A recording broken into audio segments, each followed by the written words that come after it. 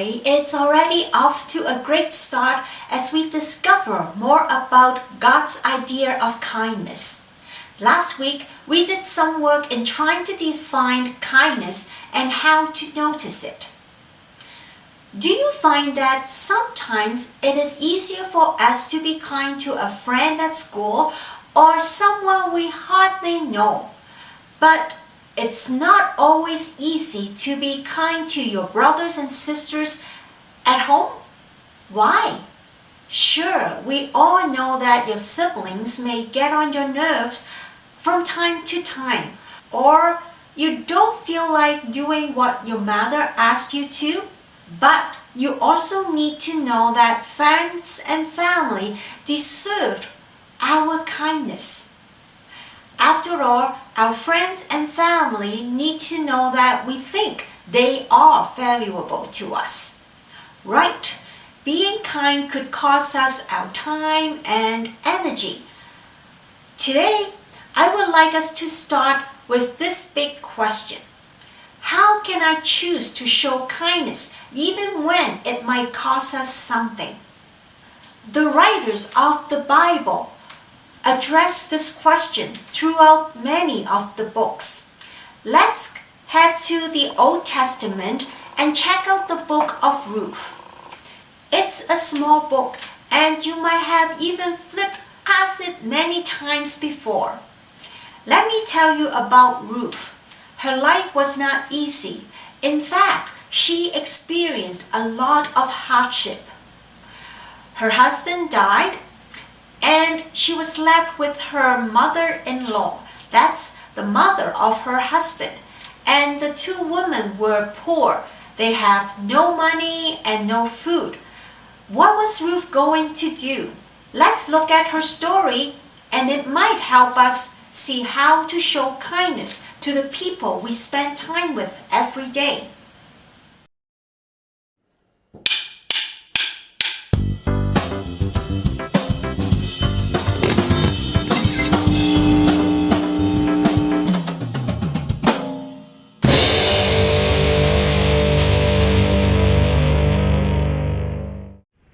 When you hear kind, what comes to mind? A snack bar? A good word of the month at school? A great catchphrase for a t-shirt? Kindness can be all those things, but it can't stop there.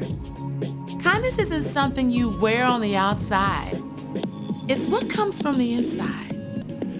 Kindness chooses to slow down and see the value in someone else, even if you are upset, tired, or in a hurry. Kindness chooses to treat everyone like they're made in the image of God, even if they're different, overlooked, or unloving. See, when you choose kindness, you choose your words wisely. I can't believe you did that! I'm sorry you had a rough day. How can I help? When you choose kindness, you offer it to everyone, from your family and friends to that grouchy old neighbor and that kid at school you can't stand. When you choose kindness, others see the love of God shining through you. That's why kindness is an amazing way to worship God with your life. Because worship is about more than just singing loud. It's all about living loud. Woo!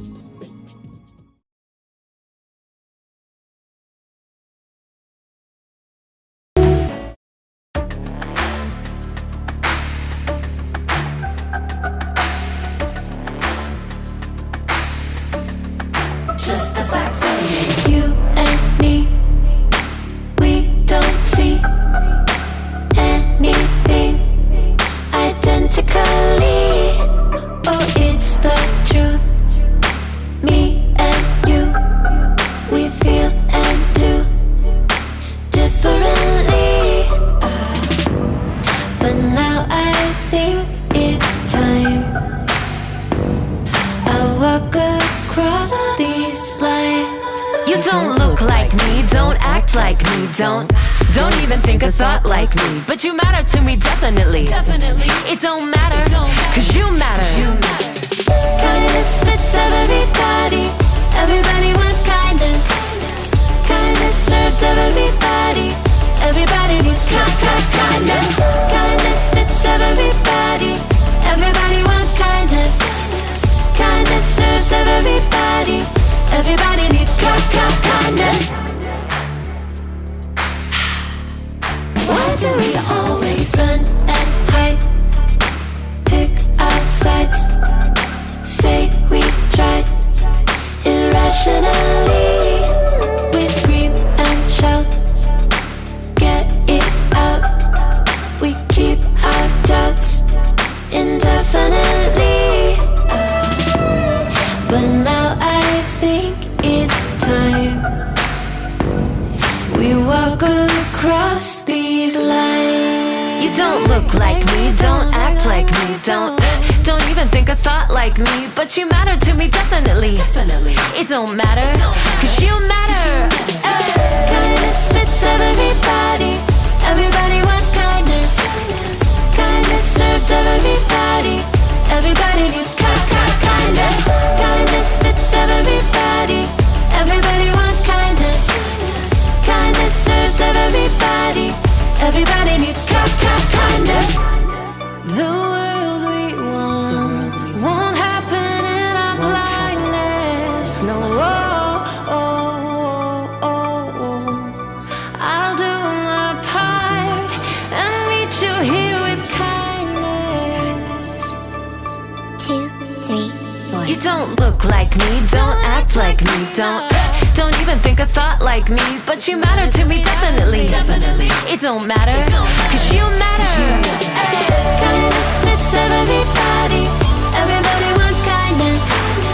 Kindness serves everybody. Everybody needs kindness. Kindness fits everybody. Everybody wants kindness. Kindness serves everybody. Everybody needs kindness.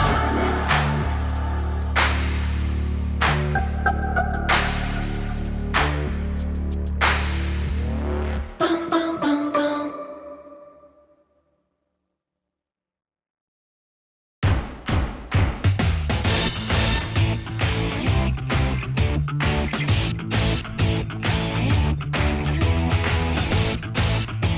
Hey, I'm Haley, and I am just performing one of my many duties as a super fan, and that is sending out fan mail! Special delivery! Ooh, see? Ta-da! Ooh, shiny. Yeah. It's important for my favorite people to know that they're my favorite people. That's part of kindness. Kindness is showing others they are valuable by how you treat them. Dear Kyle, I like your smile. You can shoot basketballs a 1/4 mile. Let someone else rebound every once in a while. Your biggest fan. But don't get me wrong. I'm not just a fan of famous athletes. I'm fans of all kinds of people. Dear Mom, you're the bomb. You're like the coolest.com. You make me want to shake a pom-pom. Your biggest fan, Haley. Dear sis.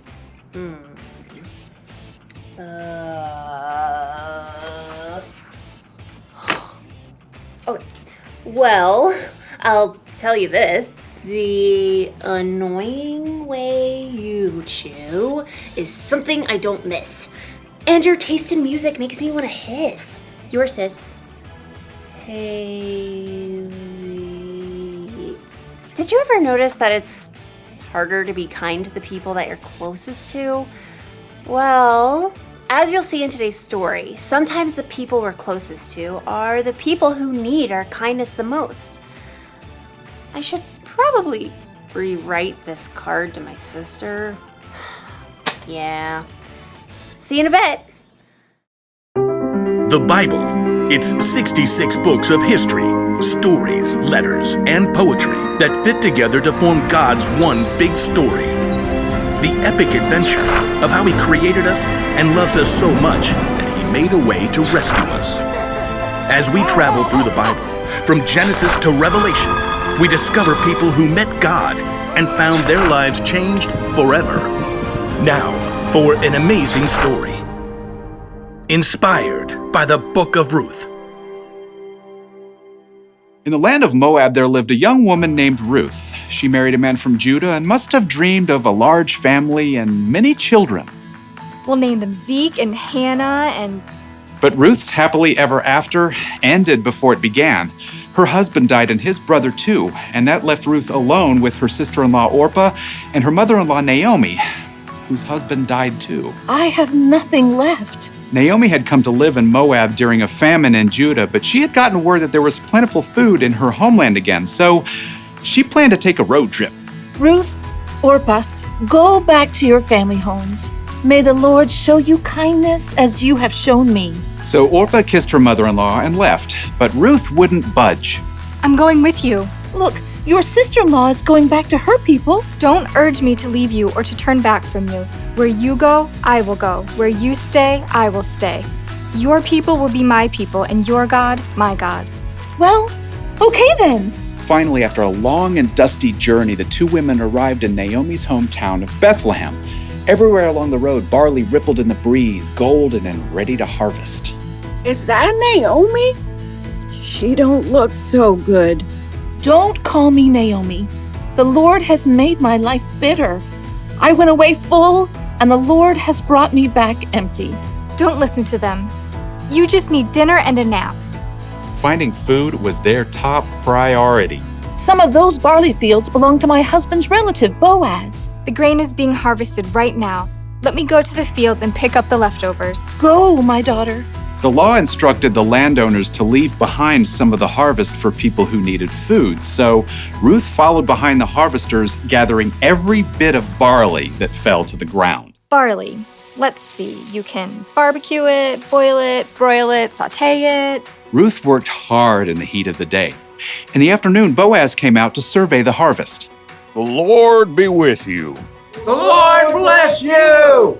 Boaz spotted Ruth hard at work and asked his overseer, Who is that young woman? She came back from Moab with Naomi. She asked if she could pick up the extra grain and has barely rested all day. Boaz was moved by Ruth's care for Naomi. He waded through the barley to speak with her. Stay here and follow along where the men are harvesting. I'll make sure no one bothers you. And when you're thirsty, you get a drink from the water jars. Why are you so kind to me, a foreigner? I've been told what you've done for your mother-in-law, how you left your homeland to come here. May the Lord reward you. Boaz offered Ruth bread and roasted grain to eat, and at the end of the day, she was able to bring a large amount of grain home to Naomi. So much food! Ruth continued to work in Boaz's fields until the end of the grain harvest, but even then, life would have been very difficult for two women living alone together. So Naomi laid out a plan for Ruth. I will do whatever you say. At the end of the harvest, the workers threshed the grain to separate the edible kernel from the straw. Then they held a big celebration. When the meal was over and the lights burned low, Boaz laid down near the pile of grain to sleep. Ruth arrived and approached Boaz just as Naomi had told her to do. She folded the blanket away from his feet and lay down nearby. Who's there? It's me, Ruth. Please give me your protection since you're responsible for our family. Boaz was surprised, but what Ruth had said was true. The Lord bless you. Don't be afraid. I'll do what you ask. Everyone knows you are wise and kind. Even though Boaz agreed to help Ruth, there was a family member who was closer than Boaz. So in the morning, Boaz set out to meet that man and the town elders to settle the matter. I will buy Naomi's land and also marry Ruth, if you will let me. Well, I sure can't purchase Naomi's land and take care of my own land too. So we're good? Go right ahead. Today, you are all my witnesses that I will buy Naomi's land and marry her daughter-in-law, Ruth.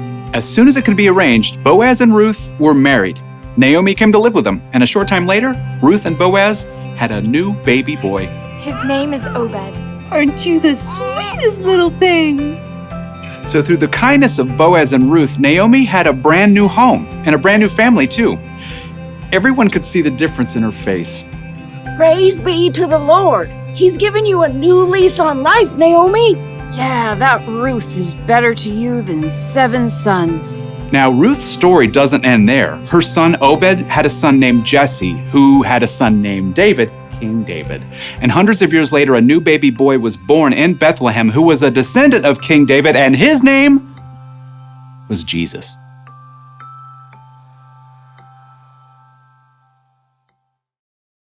A lot of kindness was being shown in Ruth's story. Boaz was kind to Ruth, Ruth was kind to Naomi, and through them, God was kind to all of us. Did you know Ruth was the several greats later great grandmother of Jesus? Isn't that amazing? I am a huge fan of Ruth. Dear Ruth, here's the truth. I've been a big fan ever since my youth. Your biggest fan, Haley. Kindness matters, especially when it comes to the people we're closest to, like our family and friends. But the people we're closest to are the people who can also get on our nerves, right? So we're not always kind to them. Or sometimes we assume those people know how we feel about them, so we never tell them.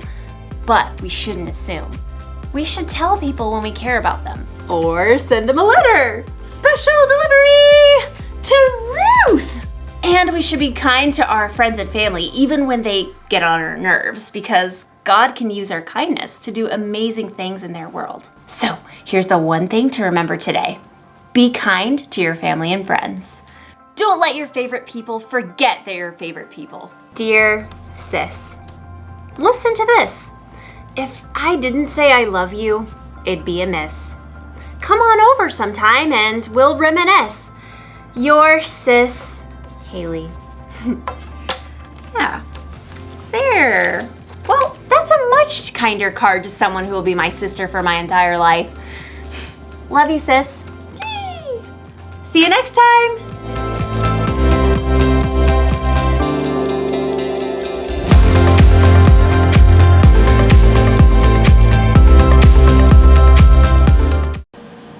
In Ruth's story, kindness was shown between family members and relatives. Because of the kindness of Boaz and Ruth, Naomi now had a home with them. And get this, Boaz and Ruth's son, Obed, later had a son named Jesse, who was the father of King David. Many hundreds of years later, Jesus was born as part of their family line. We can be like Boaz, Ruth, and Naomi. They were kind to their family and friends. And we can too. When we remember how God has been kind to us, it makes us want to show kindness to others. As we read in Psalm chapter 89, verse 15.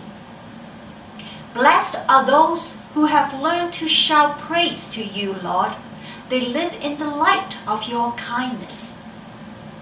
Every day, God gives us His kindness and love. Let's talk to God and ask Him to help us to be kind. Let us pray. Dear God, thank you for your never-ending, great big love for us. We know that no matter how many times we messed up, you always choose to love and show kindness to us.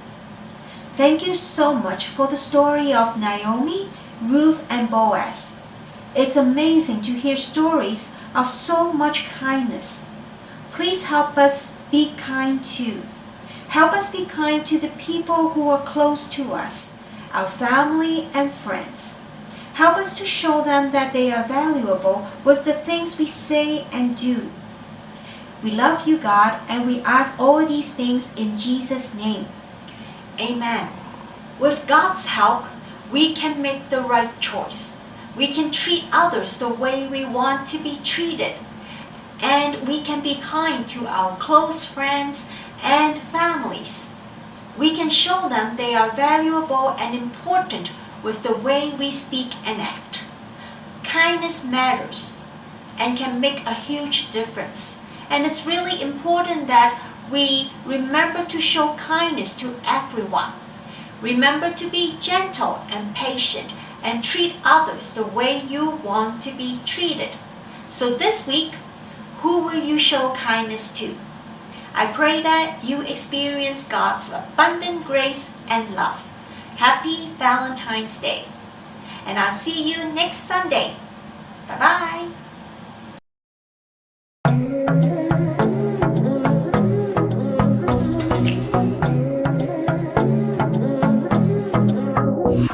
Got a rhythm in my heart and in my soul. Got a reason for this joy I can't control.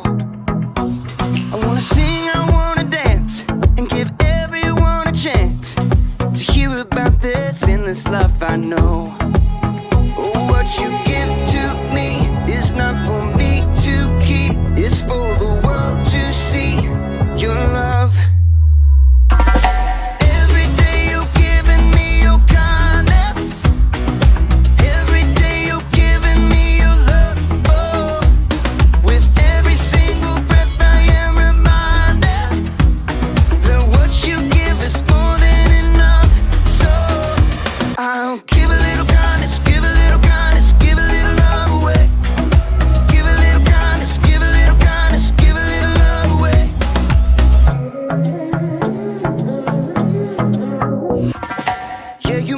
Shine, you make me glow. You pick me up when I am feeling low. I wanna sing, I wanna dance, and give everyone a chance to hear about this endless love I know. Oh, what you give to me is not for me to keep. It's for the world to see your love.